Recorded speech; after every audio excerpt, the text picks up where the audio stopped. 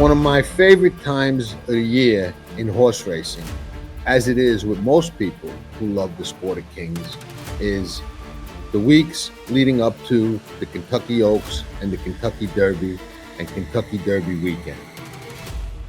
The wagering opportunities are plentiful. There are always shots to take, and just as important, there are always horses to bet against, and some of them are going to be short prices. On the Kentucky Derby Past the Wire annual seminar, we go into all of this. Deep dive the Oaks, deep dive the Derby, and also look at key races on the Kentucky Derby card leading up to that ultimate test. 1.25 mile, 3-year-olds on the first Saturday in May. What we can do at the Derby seminar is help you be as prepared as possible. Share some shots that we are going to take and some key horses that we're going to bet against. Ticket strategies, wagering strategies, money management, speed figures, pace, projected trips. We cover it all. We get really into it, and we always have a great time, and we try and always put ourselves in position to do some serious shopping after the races. It takes a certain kind of horse, like it takes a certain kind of car to win on those big days. We are going to seek them out, and if it works out, they'll never take us alive.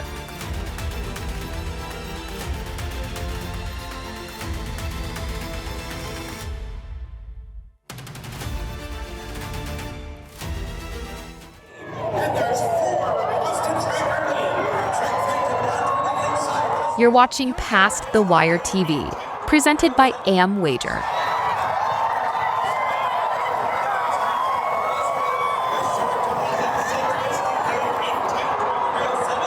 150 years, the Kentucky Derby has stood as the most enduring tradition in American sports. And in our time, one stallion is reshaping its legacy. Back-to-back Derby winners. His first son at stud siring another. A dynasty in motion. A motion that again has forward momentum toward Louisville, with another elite crop of 3-year-olds bearing his genes. Spendthrift Farm, home of Into Mischief. Knowledge, it ain't free. You gotta pay attention, and don't believe the hype.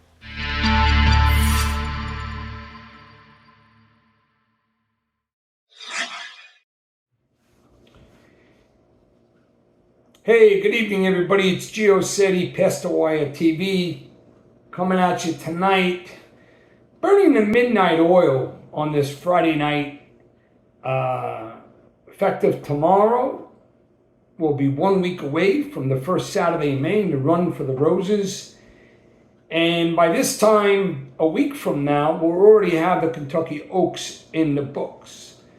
And by the way, I'm developing a pretty strong opinion on the Kentucky Oaks, which we'll discuss at another time. So tonight, I want to talk about the Kentucky Derby and the obvious hype and the attention that's been industry-wide, all social media platforms, and whether you're checking out videos on YouTube or reading about specific starters or would-be starters for the Kentucky Derby. And that's expected, that there's going to be a lot of hype and anticipation. But what I do in my approach, because the one significant thing about the Kentucky Derby is, A, you need to know the complete full field in terms of who actually makes it to the gate. Now, sure, inside the last week, we have a good idea of most of the horses who will be starters, but for so many folks to, even though they didn't directly handicap the race, to break down their thoughts, and some of the thoughts are just habitual, sort of redundant, because if you're a horse player and you follow the sport, throughout the last few months, all the prep races leading to the big dance, you know, we're all familiar with who the front runners are going to be, the likely front runners, who the stalkers are going to be, the likely stalkers, who are the mid-range closers and who are the deeper closers. That information is known and recognized universally, unless you're living under a rock.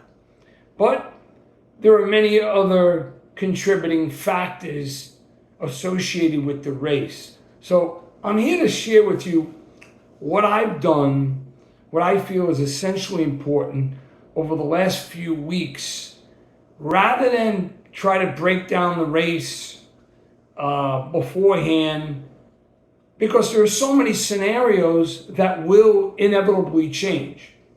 So the three most important factors, other than the individual body of work from with all the starters leading up into the race, and I'm going to go over some important factors over what I feel are the 12 horses who, in a lot of ways, should get most of the consideration.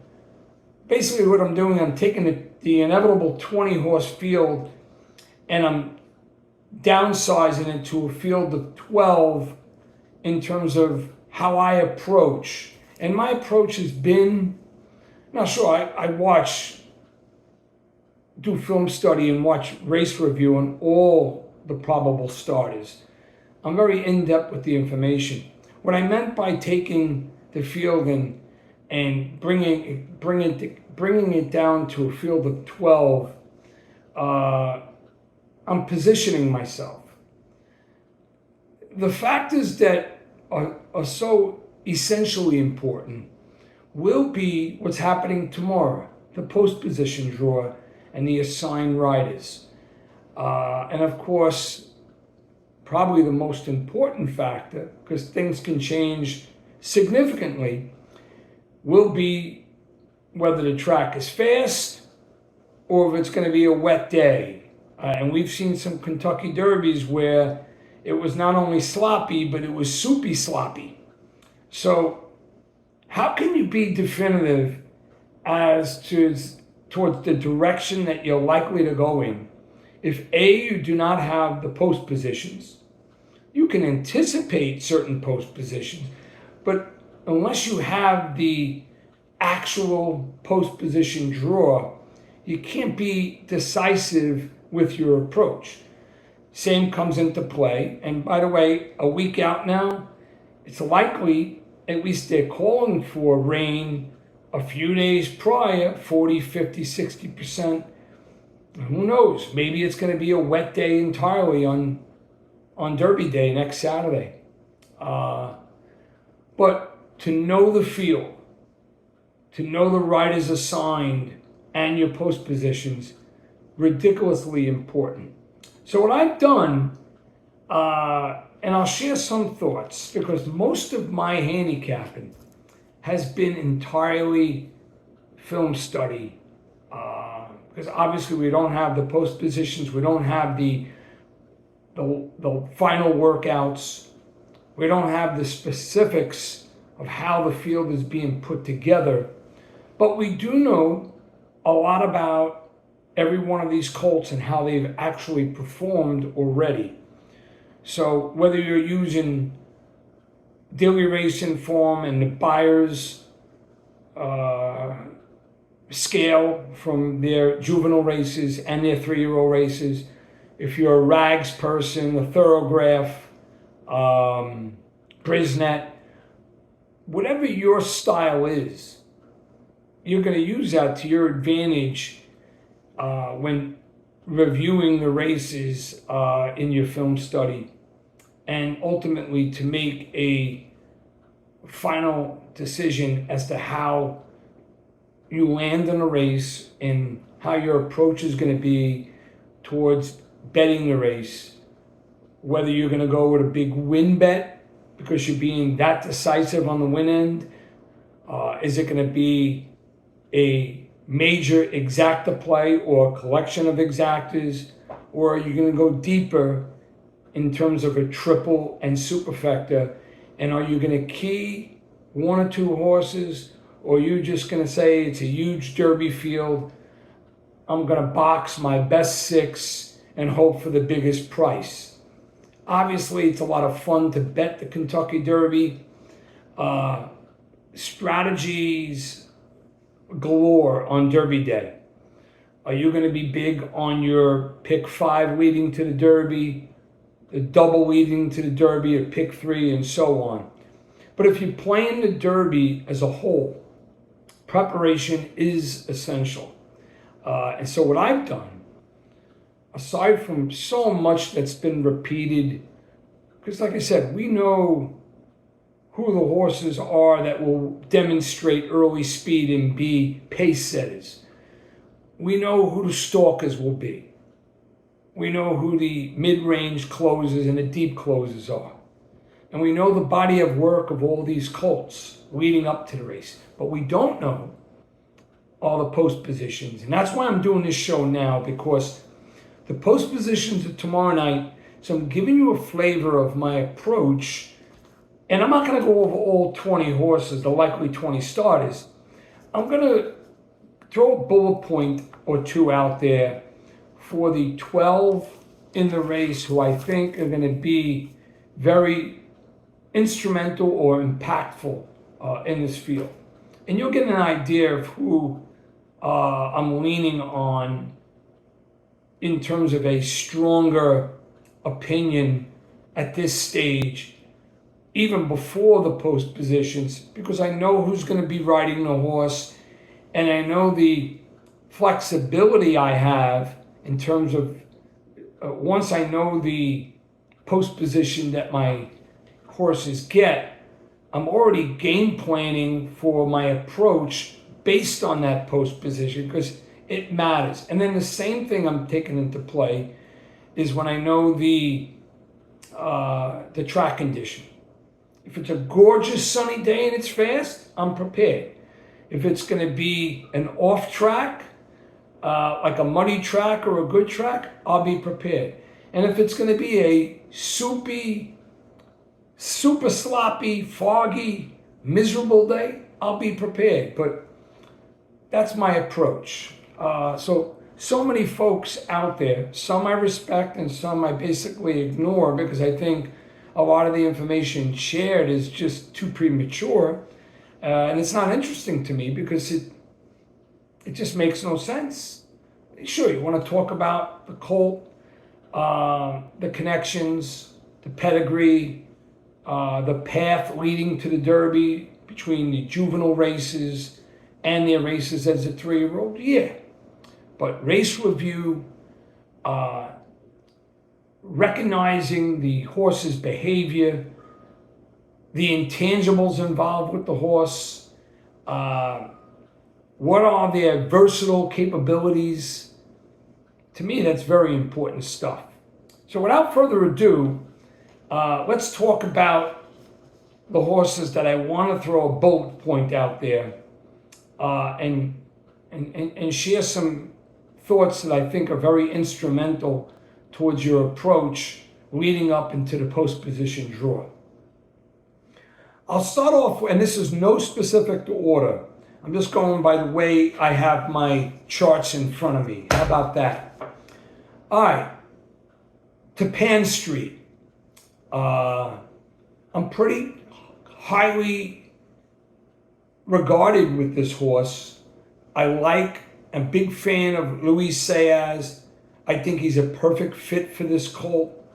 Obviously, I have much respect for the Brad Cox stable. I'm impressed with not only how this horse, with just 3 races under his belt, has improved. I just feel that he's the type of horse that will make the distance. I love his gait appearance and gait speed.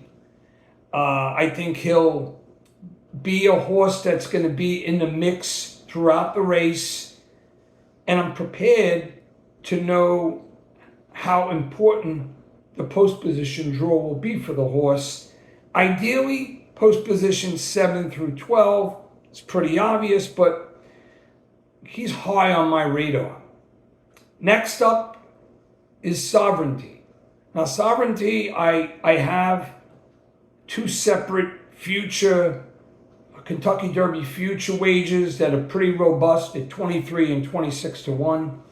I've been high on this colt for the longest time at the very early stages of this year, and he hasn't disappointed me. I love that Alvarado will be back up on him. All due respect to Manny Franco, Alvarado knows this colt, and I do like the way that Alvarado rides horses down the lane in the stretch, especially if he needs to be in a position where he has to be wide down the stretch.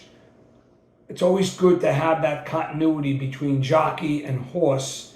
He's the right guy for this horse.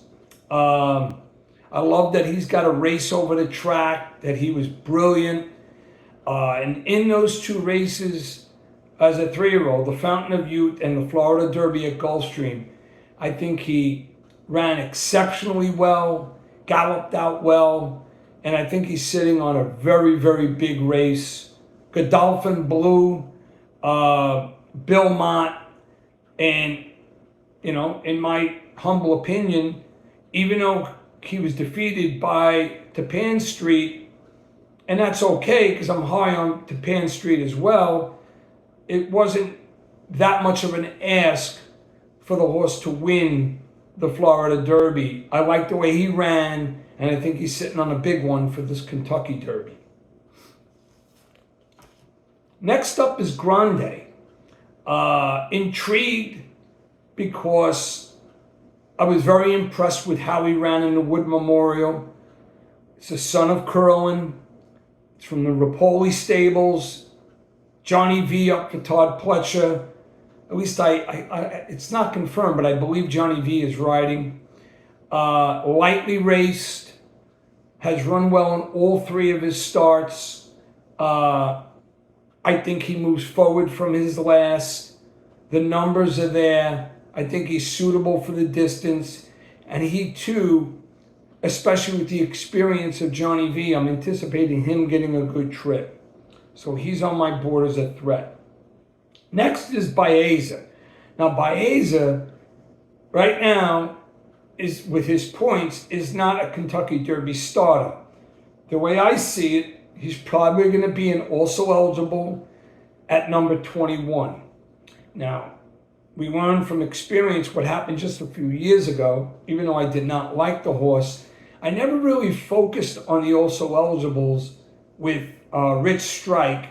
And we all know what he did at 80 to 1, winning the Kentucky Derby as the also eligible number 21. So when I capped the race that year, he wasn't even part of the lineup. And I wouldn't do that again this year, especially if Baeza is an also eligible at 21 or 22. Because of his level of talent, and the fact that he was a yearling purchase for $1,200,000, and I was very impressed with his maturity and his overall race quality in the Santa Anita Derby. If Baeza gets in and Flavien Prat is on him, we know he wouldn't be, because he's an also eligible, his post position is not going to be an inside post. If he's drawing as an also eligible, he will be the 21. But if that guy's in the race, because the talent's there, and if it's going to be, for example, like a sloppy track, the whole race changes with him in the race. So much will be discussed if he gets in, but a threat as part of my handicap, absolutely. Next up on my chart, and remember, this is not any specific order. I'm just going over the 12 horses who I will give tooth to nail, hardcore consideration for me to come up with my final top 5 who I'm going to use in my exotics and in my very robust wagers in terms of my win bet, my exacta, my triple, and my superfecta. And of course, my multi-race wager. If I'm going to play a big double, a large pick 3, how many I'm going to use in pick 3 and how many I'm going to use in pick 5. Next up is Sandman. Physical specimen. I've been a fan of the horse. I made a lot of money with him in the Arkansas Derby. I felt like he was sitting on a career best, and he did not disappoint that day. Did he get a big setup? Absolutely. But you got to love Jose Ortiz and his skill level up for the second time. He's got an imposing figure, nicely built, son of Tappet. Also $1,200,000 yearling. And Mark Cassie has a boatload of confidence in him. So he's a contender, and I'll be digging down deep on Sandman. Next up, journalism. What hasn't been said about journalism? Obviously, he will be, unless there's a shocking turn of events, he will be the Derby Day favorite. I'm very concerned about a few things with him. The small fields, if it becomes sloppy. And one thing I've said, even though this horse looks wonderful over the track, in great shape, his buyers and his numbers on the thoroughbred scale just tower over many in the field.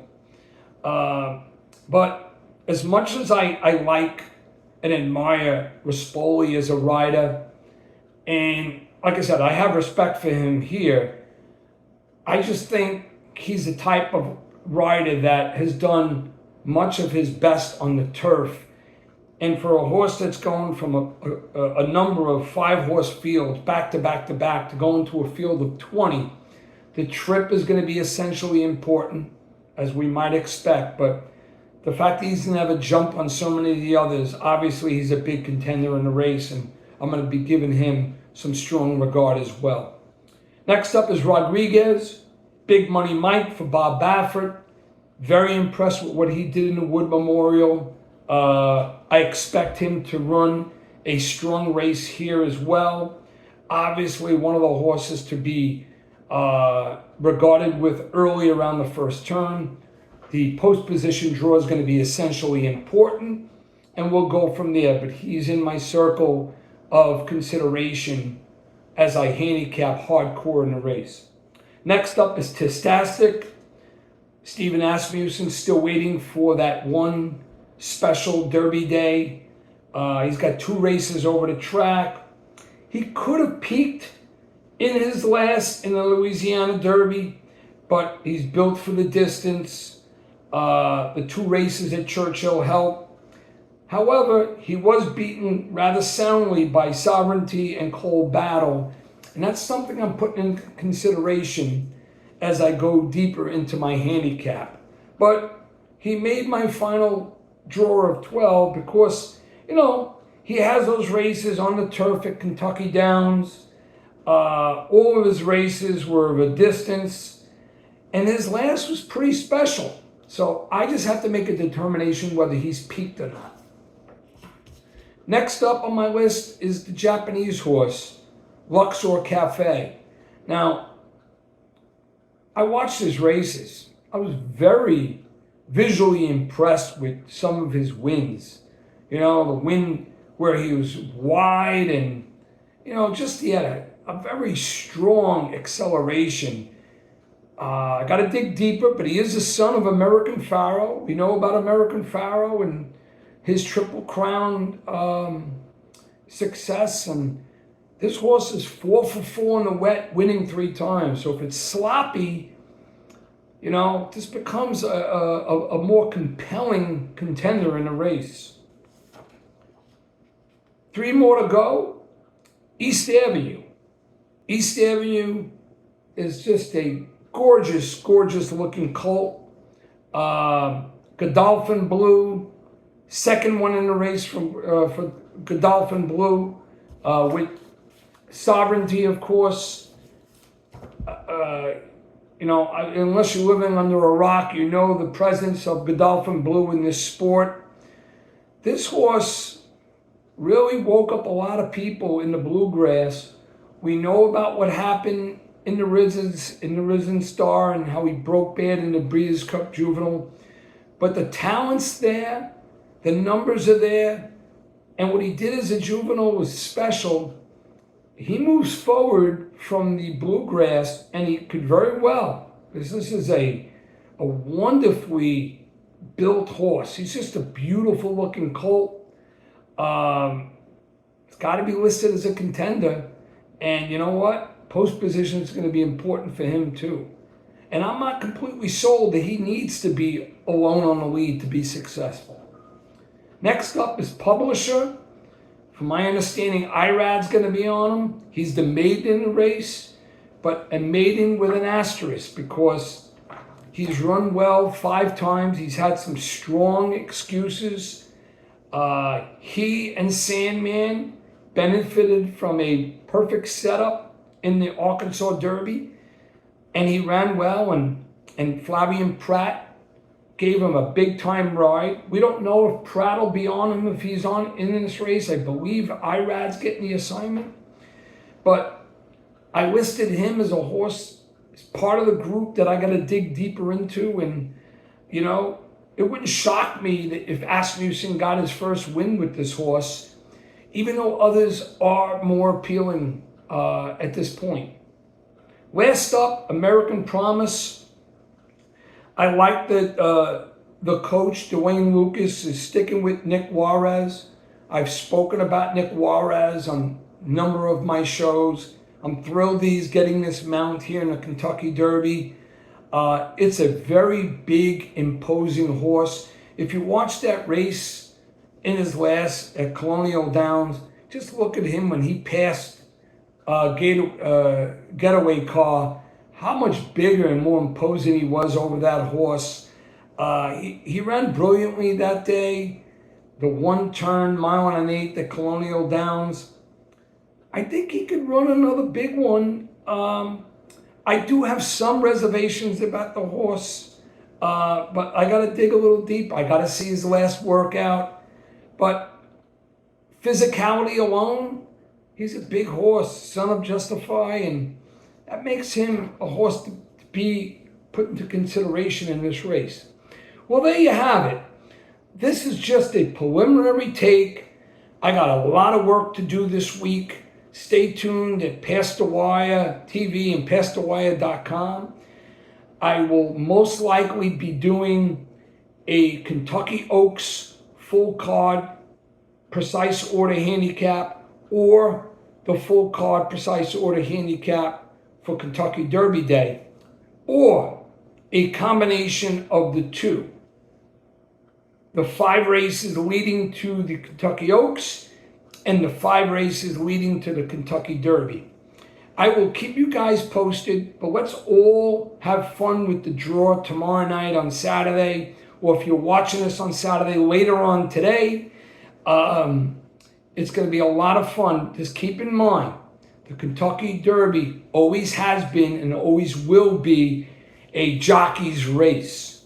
Track condition is going to be essentially important, and the post position draw imperative, because there are many things based on the draw and the track condition that can change the full dynamic of the race. That's why most of you people out there, you handicappers, most of the work should have been race review to look for those intangibles. Does this horse like to run inside or outside? Does he mind getting an eyeball? How is his gateway appearance? Does he break well? Is he quirky around the first turn or in a stretch? Those intangibles that you need to recognize, and what it'll take to win the Kentucky Derby or to fill your exacta, your triple, and or superfecta. All right? So you guys stay tuned. We have so much more coming to you at Past the Wire this week. Let's enjoy the draw, and I'll be back at you later on in the week. Let's go get them.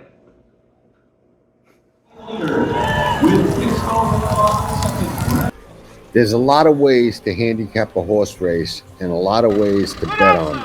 But nobody that I know does it like Sette and his full card, precise order handicap.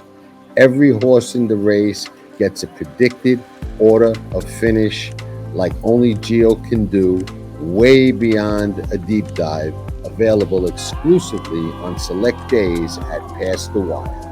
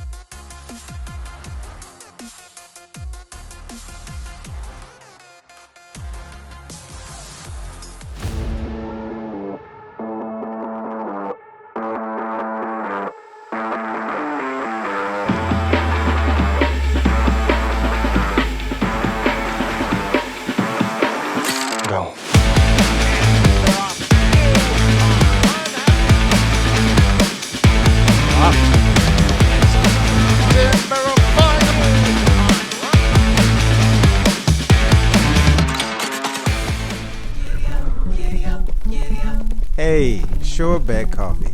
Put that giddy up in your cup. That giddy up in your cup. Sure Bet Coffee. Know that, my man. It's always a pleasure for me, Jonathan, to be with you. You were the first person to give me an interview when I came to United States, so I will be grateful to you forever. I knew you were one of the best riders in the world. Himself, Frankie Dettori. Ciao, Frankie. Tutto a posto. Tutto a posto. Yes, that's a good start. So you ever lost your Italian? Tracking trips at Past the Wire. There is no better time than now to join and ride with this claim. We'll be your second set of expert trained eyes. We ain't gonna buy you a fish. Sure, we'll give you some, but more importantly, we'll show you how to fish and make you a better bettor. CAWs, sharks in the water, no problem. We'll go against anybody, and we have the track record to prove it. Big days, big pools, and select days all year long. Well, I'll play them all. Looking for an ace? You're in the right place. Want to find that diamond? Be with us. Want to know more? Just ask a member or visit us at pastthewire.com and check out the Tracking Trips page. Nobody does it better.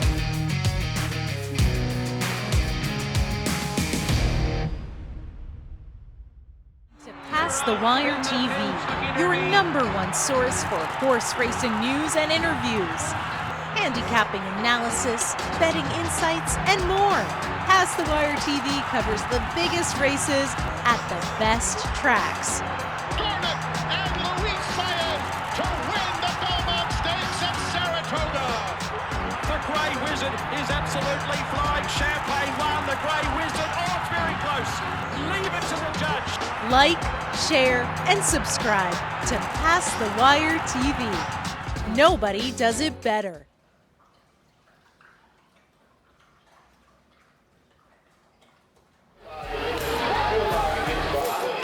Nobody does it better.